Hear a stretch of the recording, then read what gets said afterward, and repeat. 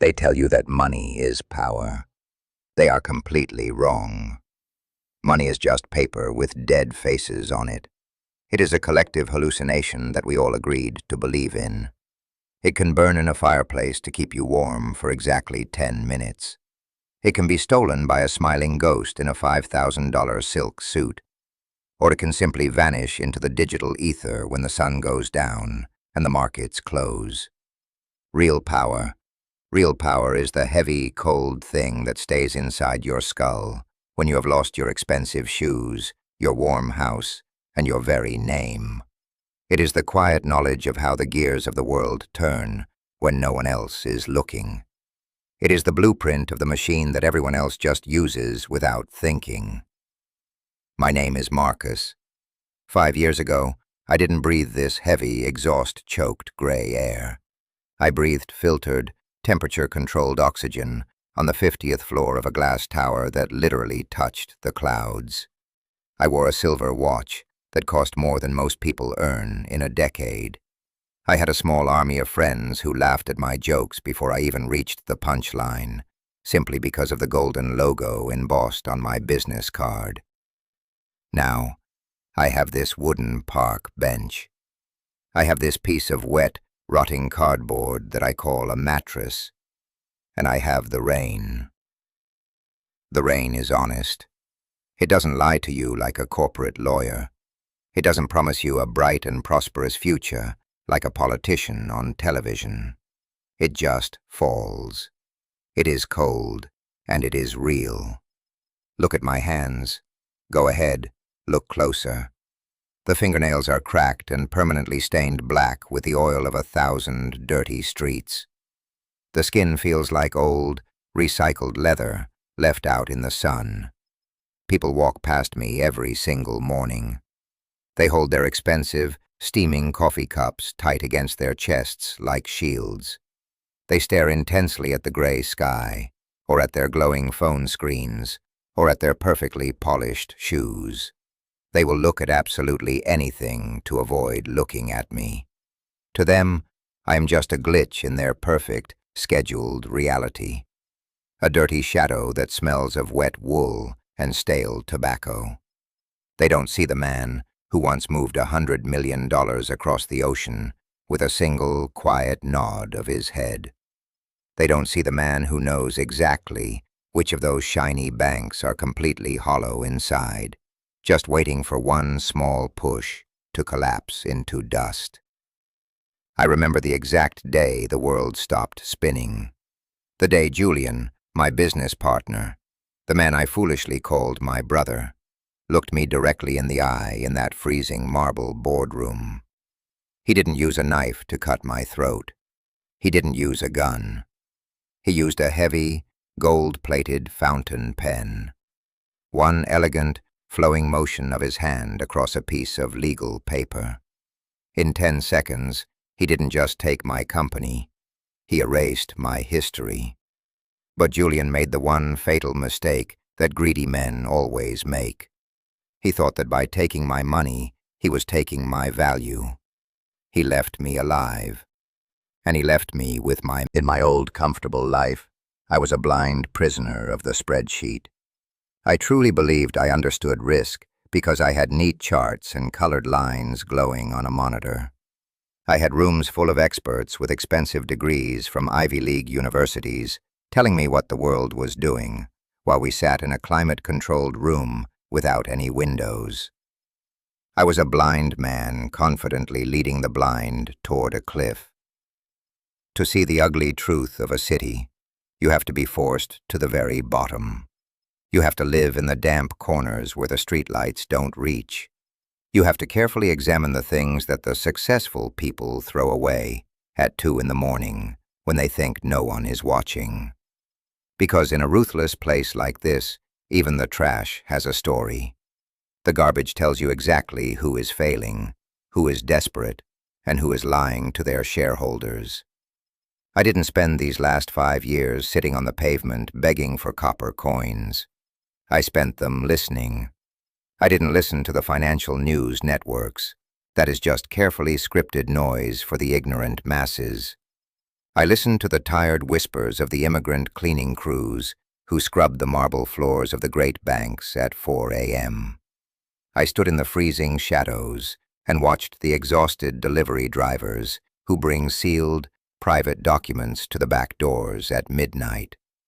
I saw the nervous sweat glistening on the necks of the middle managers as they smoked cheap cigarettes in the dark corners of the underground parking garages.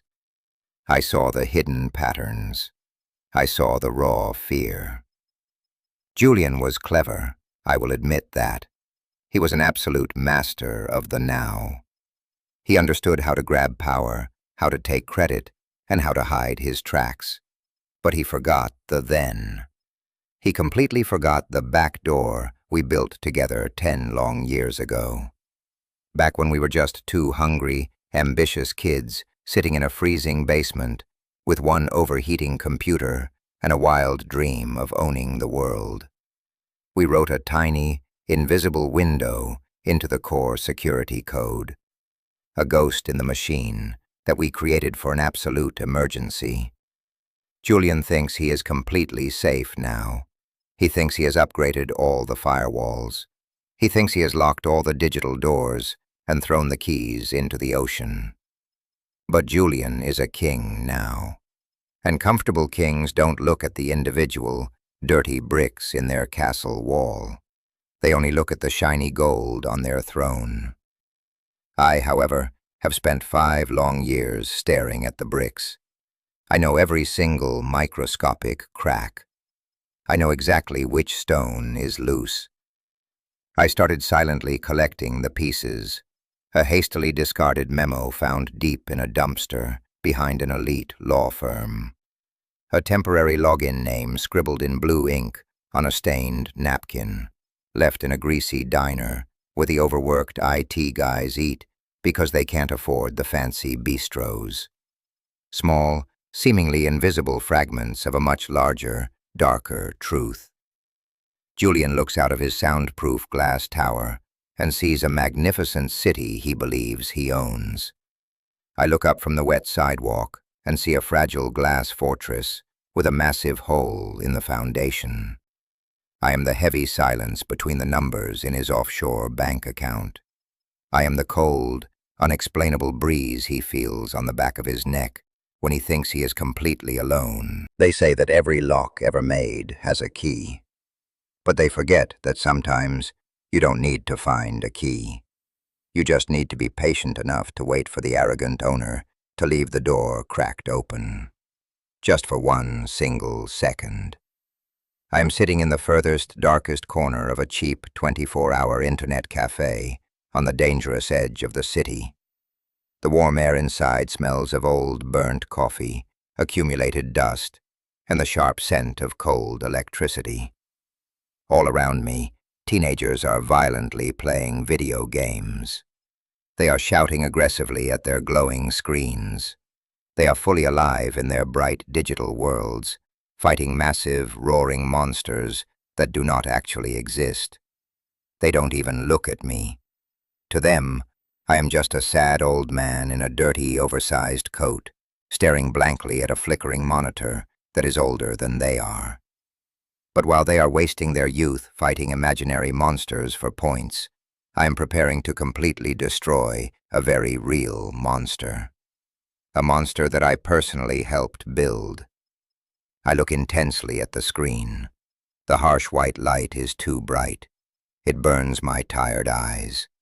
My scarred fingers are hovering over the keys, shaking slightly. Not because I am afraid. I stopped feeling fear 3 years ago. No, it's the pure adrenaline. It's the cold, focused fire of a man who has waited 1,825 days for this exact moment. I slowly enter the first command. Line after line of bright green text begins to scroll down the black screen. It looks like falling digital rain. I am systematically searching the network for segment 4G. Julian truly believes he burned every bridge behind him. He changed all the master passwords. He hired the most expensive, ruthless cybersecurity teams in the country to guard his empire. but he is just a manager. He manages weak people, and he manages stolen money. He doesn't remember the absolute foundation. He doesn't remember the long nights we spent writing the original, fundamental lines of code when we couldn't even afford to buy hot coffee. I find it. It is still there, hidden deep under massive, heavy layers of new security protocols, like an old, painful scar covered by an expensive silk shirt.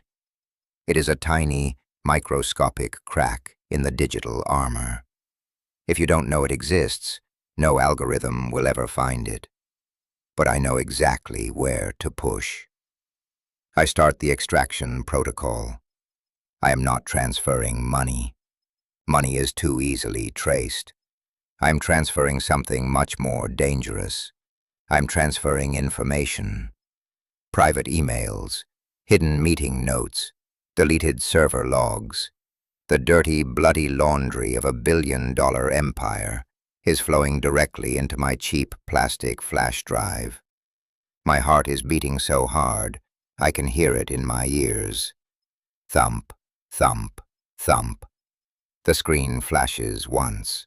It says, "Access granted." I find a single, locked folder. It is simply named confidential_JB. I run the decryptor. The folder opens. I begin to read the documents inside, and my blood instantly turns to ice. Julian didn't just steal my company 5 years ago. He had been planning the betrayal for 3 years before that. Even while we were drinking together. Even while I was paying for his younger sister's medical bills. It wasn't a sudden crime of opportunity. It was a cold, calculated, premeditated execution of my entire life. I look away from the screen and stare out the dirty window. The sun is just starting to rise over the towering skyscrapers in the distance. The massive glass towers are shining like solid gold in the morning light. Julian is probably waking up right now in his penthouse. He is drinking fresh, expensive juice. He is looking out at his beautiful, commanding view of the city. He thinks he is an untouchable god. But he doesn't know that I'm holding the invisible string that holds his entire world together.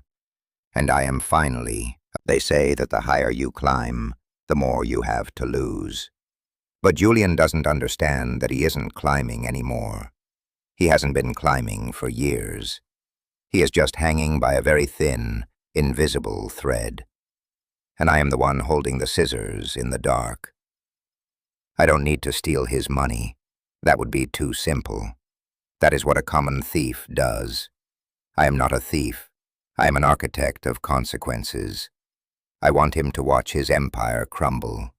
I want him to feel the exact same cold, hollow emptiness that I felt 5 years ago, when I stood on the wet pavement with nothing but a broken dream and a ruined name. I begin the market play. It is a beautiful, silent dance of numbers. Using the forgotten back door in the server, I create a series of ghost sell orders. I'm not selling real shares. I'm creating the illusion of a massive panic. The orders are small enough to pass through the automated security checks, but large enough to create a whisper of doubt in the trading algorithms. In the world of high finance, doubt is a virus. It doesn't walk, it runs. And it kills faster than any bullet. I watch the live charts on my flickering screen. A tiny red line appears. It stutters, then it starts to move down. Down. Down. Down. It drops 2%, then 5, then 12. Right now, across the city, investors are waking up. Their phones are buzzing in the dark. They are calling their brokers. Why is the stock dipping? They ask. What does Julian Blackwood know that we don't? Is the company failing? Fear takes over. The algorithms see the human panic, and they start selling too. The red line turns into a waterfall. Julian will be in his office by now. His face will be pale. The veins in his neck will be standing out. He will be screaming at his analysts, throwing expensive coffee cups at the wall. "Find the leak," he will shout. "Stop the bleeding." But you can't find a ghost, Julian, especially a ghost that you created with your own greed. I remember the late nights we spent dreaming about this empire. We were like brothers. We shared cheap pizza and big plans in a freezing garage. I gave him the keys to my life because I trusted him, and he used those keys to lock me out in the cold. The irony is beautiful. The very computer system we built to protect our wealth is now the cage that is closing around him. I prepare the final blow. I write an email. It is an anonymous message to the financial regulators and the biggest newspaper in the city. It contains only one link, a link to the confidential file I extracted from his private drive, the undeniable proof of his fraud, the offshore accounts, the bribes, the lies he told the shareholders. My finger hovers over the enter key. I look at my hand, the dirt under my nails, the scars on my knuckles. This hand used to sign million-dollar checks. Now it is going to destroy a billionaire. I press the key. The click of the cheap plastic mouse sounds like a gunshot in this quiet, empty internet cafe. Now I wait. A smart spider doesn't run toward the fly. The spider sits perfectly still in the shadows and simply feels the vibration of the web. Julian is starting to struggle. I can see it in the market data. He is trying to buy back the stock, using his own personal fortune to stop the collapse. That is exactly what I wanted him to do. He is pouring all his remaining gold into a sinking ship. He is drowning himself. I look at the clock on the wall. In 1 hour, the news article will be published. In 2 hours, the federal agents will be in his lobby. And by the end of the day, Julian will finally understand the true, heavy meaning of silence. They say that justice is blind. Maybe that is true. But I think justice just has a very long memory. It remembers the sins that everyone else has forgotten, and it doesn't like to be kept waiting. I am standing on the rooftop of a parking garage, directly across from Julian's headquarters. The city is slowly waking up. The first light of the winter sun is hitting the glass of the skyscraper, making it look like a towering pillar of fire. In the street below, the silence of the morning is broken. The blue and red lights of police cruisers are illuminating the wet asphalt. The sirens are wailing, a song of defeat. The web has closed entirely. The fly is caught. I see him through the massive floor-to-ceiling window of his office. He isn't shouting anymore. He isn't fighting. He is just sitting at his massive mahogany desk, staring blankly at the monitors. He has seen the news. He has seen the frozen bank accounts. He knows that the federal agents are riding the elevator up to the 50th floor right now. He looks small. Stripped of his money and his power, he is just a frightened man in a ruined suit. From up here, he looks like an insect. I remember a time when I thought he was a giant. I remember a time when his betrayal made me feel worthless. Now, watching his empire burn to ashes, I don't feel angry. I only feel a strange, cold pity. I reach deep into the pocket of my old, worn-out coat. I take out a silver watch. It is the exact same watch he stole from me 5 years ago. I didn't steal it back from him. I bought it legally at a pawn shop 3 days ago. He had to sell it in secret to pay for his emergency lawyers before the accounts were frozen. I hold it in my bare hand. It is heavy. The metal is cold against my skin. It ticks with a perfect, relentless rhythm. It tells me that my time in the shadows is over. I am no longer a ghost haunting the streets. I have taken my name back. I look at the glass tower one last time. The office door opens. I see the dark silhouettes of the agents entering his room. The game is finished. Julian stands up. Before he turns around, he looks out the window.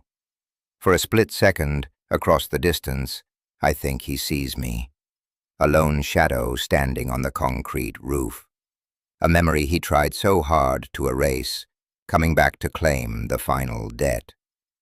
I don't wave. I don't smile. I don't show any emotion at all. I just turn around, put my hands in my pockets, and start walking toward the stairs. I go back to my new apartment. It is not on the 50th floor. It doesn't have marble floors or imported furniture. It is small, and the heater makes a strange noise. But it has a door that locks from the inside, and it has a window that lets in the honest morning light. I sit at my small wooden table and open a blank notebook. The silence in this room is different from the silence of the streets. It is not the silence of a cage, and it is not the silence of despair. It is the clean, pure silence of a man who has finally finished his work. People will still walk past me on the street. They will see a man with gray hair and tired eyes. But I am not a ghost anymore. I am the man who broke the unbreakable system. And that is more than enough to start living again. Knowledge is the only currency that never loses its value. They can take your money, they can take your home, but they can never take your mind. Keep your head up. Learn the rules of the game. And never, ever forget. I am Marcus, and I am finally free.